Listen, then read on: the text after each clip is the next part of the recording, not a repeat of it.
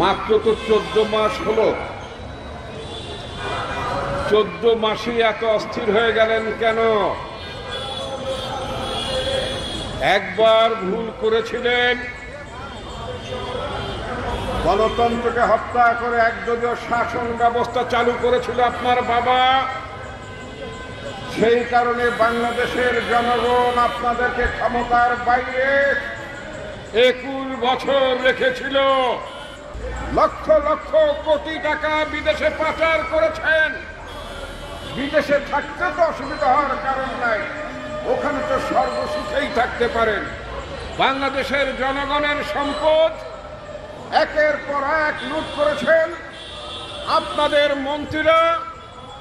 কারোর 300, কারোর 350, এক একজনের বাড়িঘর পাওয়ার ঠিকানা আমরা পাচ্ছি।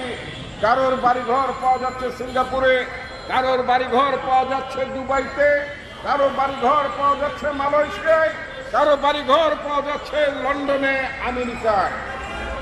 লক্ষ লক্ষ কোটি টাকা পাচার করেছেন, বিলিয়ন বিলিয়ন ডলার লুটপাট করেছেন। বাংলাদেশ ব্যাংকের 8 বিলিয়ন ডলার চুরি করেছেন। কষ্টে তো থাকার কথা না আপনাদের, কিন্তু আমরা দেখতে পাচ্ছি জনগণের দুর্ভোগ বাড়ানোর জন্য আপনারা বাংলাদেশের মাঝে মধ্যেই ঝামেলা পাকানোর চেষ্টা করছেন। আজকে বিক্ষোভ করছেন জাতিসংঘের সামনে।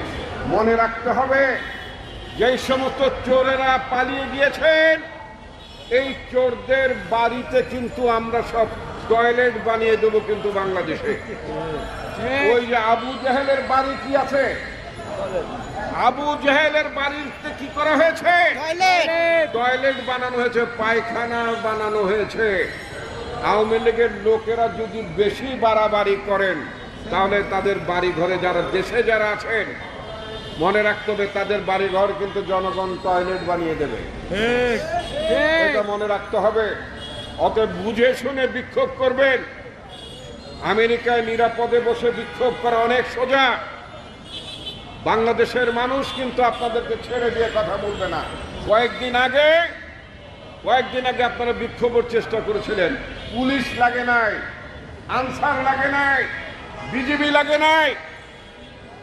এদেশের জনগণ কিন্তু ধরে প্যাদানি দিয়ে তারপরে পুলিশের কাছে দিয়েছে। ঠিক, এটা কোনো আপনার চোরদের জন্য কোনো গণতন্ত্র নয়, দুর্বৃত্তদের জন্য কোনো গণতন্ত্র নয়, লুটেরাদের জন্য কোনো গণতন্ত্র নয়। কারণ তারা কোনো গণতান্ত্রিক পদ্ধতিতে নির্বাচিত হয়ে ক্ষমতায় ছিল না। সুতরাং তাদের বেলায় কোনো গণতন্ত্র প্রযোজ্য হবে না। এটা আমরা খুব স্পষ্ট ভাষায় বলতে চাই। বন্ধুগণ, আজকে নির্বাচন নিয়ে তালবাহানা করার চেষ্টা করা হচ্ছে। আওয়ামী লীগ মনে করছে যদি নির্বাচন কোনোভাবে ঠেকিয়ে দেওয়া যায়, যদি কোনোভাবে বিলম্বিত করা যায়, তাহলে প্রফেসর মোহাম্মদ ইউনূস রাগে দুঃখে তিনি হয়তো ক্ষমতা ছেড়ে যাবেন। তারপর হয়তো ভারতের প্রেসক্রিপশনে এখানে অন্য কোনো সরকার ক্ষমতায় বসবে এবং তার এক সময় বলবে সবাইকে নিয়ে আসেন একটা ইলেকশন করে। এই সবাই কারা জানেন? এই সবাই হচ্ছে একটু আওয়ামী লীগও নিয়ে আসেন। ওটা কিন্তু বাংলাদেশে হবে না। 134 জন শিশু জীবন দিয়েছে, অনেক মা বোন জীবন দিয়েছে, হাজার হাজার মানুষ জীবন দিয়েছে, 20,000-এর মতো মানুষ পঙ্গু হয়েছে। কারোর 1 চোখ নয়, কারোর 2 চোখ নয়, কারোর অঙ্গহানি হয়েছে। এত মানুষের ত্যাগের বিনিময়ে বাংলাদেশ যে ফ্যাসিবাদ মুক্ত হয়েছে, সেই বাংলাদেশের রাজনীতিতে, সেই বাংলাদেশের নির্বাচনে, সেই বাংলাদেশে ভবিষ্যৎ নির্বাচনী পরিক্রমায় ফ্যাসিবাদের কোনো অংশগ্রহণ থাকতে পারবে না। এটা আমাদের খুব স্পষ্ট অবস্থান। আর যারা নানা দফা দাবি নামে নির্বাচনকে বিলম্বিত করার চেষ্টা করছেন, মনে করছেন আরেকটু সময় পেলেই পেটে ক্ষুধা লাগবে এবং বেশি করে খেতে পারবেন, সেটা কিন্তু আমরা বুঝি। বেশি পেটে ক্ষুধা রেখে তারপরে খাওয়ার চেষ্টা করছেন, তাতে করে কিন্তু একেবারে শরীর এত খারাপ হয়ে যেতে পারে, তখন আর খাবারের সময় পাবেন না। সুতরাং টিআর যে সমস্ত উদ্ভট কথাবার্তা বলছেন, এগুলো বাংলাদেশের সংবিধানে এগুলো নাই। বাংলাদেশের নির্বাচনী ব্যবস্থা এটা নাই, আমেরিকায় নাই, লন্ডনে নাই, যারা সবচেয়ে বেশি গণতন্ত্রের চর্চা করে। এমনকি পার্শ্ববর্তী দেশে ভারতে যারা গণতন্ত্র চর্চা করেন, মোদী সরকারের অনেক বদনাম আছে, সাম্প্রদায়িকতার বদনাম আছে, ভোটটা মোটামুটি তো সেখানে ঠিক হয়।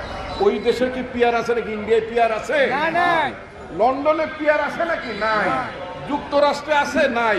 পিয়ার একটা দেশে আছে, সেটা কোথায় জানেন? ইসরায়েলে, ইহুদি দেশে। এই ইহুদিরা পিয়ার সিস্টেমের নামে সংখ্যালঘু সরকার, ওখানে জনগণের উপর জুলুম করার জন্য, ক্ষমতায় টিকে থাকার জন্য নেতানিয়াহুর সরকার ইসরায়েলে গাজায় মানুষকে হত্যা করছে। ইসরায়েলিরা এই গাজায় শিশুদেরকে তারা একের পর এক হত্যা করে চলছে শুধুমাত্র পিয়ার সিস্টেমের নামে। কারণ পিয়ার সিস্টেম যদি ইসরায়েলে না থাকতো তাহলে নেতানিয়াহু সরকার গঠন করতে পারতো না, কারণ সে হচ্ছে একটা সংখ্যালঘুষ্ঠ দল, পার্লামেন্টে তার অবস্থান সংখ্যালঘু।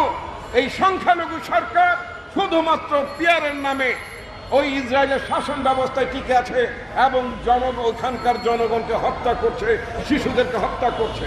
আমরা ইহুদি ব্যবস্থা, যেই ব্যবস্থাটি যে ইহুদিদের জন্য অত্যন্ত প্রিয় ব্যবস্থা হচ্ছে পিয়ার, ওই ইহুদিদের পছন্দের পিয়ার বাংলাদেশের মানুষ মেনে নেবে না। বাংলাদেশের মাটিতে এই ইহুদি পিয়ার ব্যবস্থা চলবে না, চালু হবে না, এটা খুব স্পষ্ট ভাষায় বলতে। সুতরাং যারা জেনে বুঝে অথবা না জেনে পিয়ার করছেন, তাদের জন্য বলতে চাই, বেশি ভাত কিন্তু দুধ দিয়ে মাখায় খাওয়া যায় না। কিন্তু যদি বেশি বাড়াবাড়ি করেন, নির্বাচনকে নিয়ে যদি কোনো ঝামেলা পাকান, তাহলে কিন্তু আপনার দায়িত্ব আপনাদের নিতে হবে। বাংলাদেশের গণতন্ত্র বিপর্যয়ের দিকেও চলে যেতে পারে। আমি বহুবার বলেছি, বাংলাদেশের গণতন্ত্র সংকটের মধ্যে আছে, দেশ একটি ট্রানজিশনাল ক্রাইসিসের মধ্যে আছে। এই সময় যদি সকল রাজনৈতিক দলগুলো যদি পরস্পরকে সহযোগিতা না করে, নির্বাচন অনুষ্ঠানে যদি সাহায্য সহযোগিতা না করে, তাহলে বাংলাদেশের নির্বাচন বিপর্যয়ের মধ্যে পড়ে যেতে পারে, যেটা হচ্ছে আওয়ামী লীগ এবং ভারতের নীল নকশা। আমরা আওয়ামী লীগ এবং ভারতের নীল নকশা বাংলাদেশে বাস্তবায়ন হতে দিতে পারি না। যারা নিজেদেরকে দেশপ্রেমিক বলে দাবি করেন, যারা নিজেদেরকে গণতান্ত্রিক শক্তি বলে দাবি করেন, যারা মনে করেন বিদেশি ষড়যন্ত্রকে যারা রুখে দিতে চান, তাদের দায়িত্ব হবে এই ভারত আওয়ামী লীগের চক্রান্তকে রুখে দেওয়া এবং নির্বাচন আয়োজনের ব্যাপারে আমাদের শক্ত অবস্থান রাখা। যদি ফেব্রুয়ারিতে নির্বাচন অনুষ্ঠিত না হয়, বাংলাদেশ অনিবার্যভাবে বিপদের মধ্যে পড়বে এবং ভারতীয় খপ্পরের মধ্যে চলে যাবে আমাদের রাজনীতি, যেটা আমরা হতে দিতে পারি না। বন্ধুগণ, আমি আমার বক্তব্য দীর্ঘায়িত করতে চাই না, শুধুমাত্র একটি কথাই বলতে চাই, বাংলাদেশের মানুষের অনেক ত্যাগ, অনেক রক্ত, অনেক সংগ্রামের বিনিময়ে আজকে একটি গণতান্ত্রিক রাষ্ট্র ব্যবস্থা প্রতিষ্ঠার দিকে আমরা এগিয়ে যাচ্ছি। তার বিরুদ্ধে যে ষড়যন্ত্রগুলো হচ্ছে, সেই ষড়যন্ত্রগুলো রুখে দেওয়ার জন্য দল মত নির্বিশেষে আমাদের সবাইকে ঐক্যবদ্ধ হতে হবে। আপনাদেরকে ধন্যবাদ।